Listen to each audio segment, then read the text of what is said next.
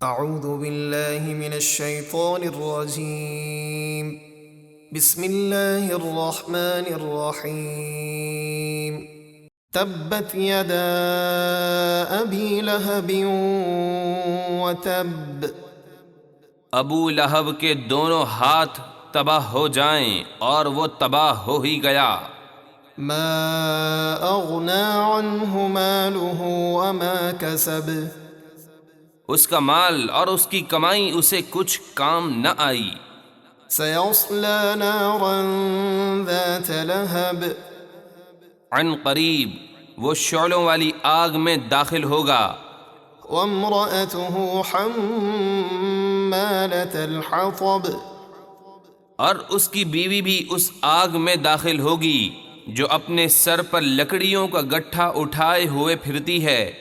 في جيدها حبل من مسد اس کے گلے میں کھجور کی چھال کا رسہ۔ ابو لہب کی بیوی ام جمیل بنت حرب رسول کریم صلی اللہ علیہ وسلم سے نہایت عناد اور دشمنی رکھتی تھی۔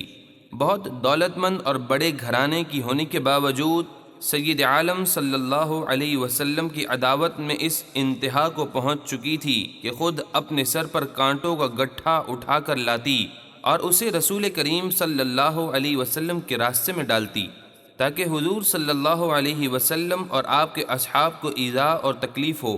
ایک روز یہ بوجھ اٹھا کر لا رہی تھی کہ تھک کر آرام لینے کے لیے ایک پتھر پر بیٹھ گئی۔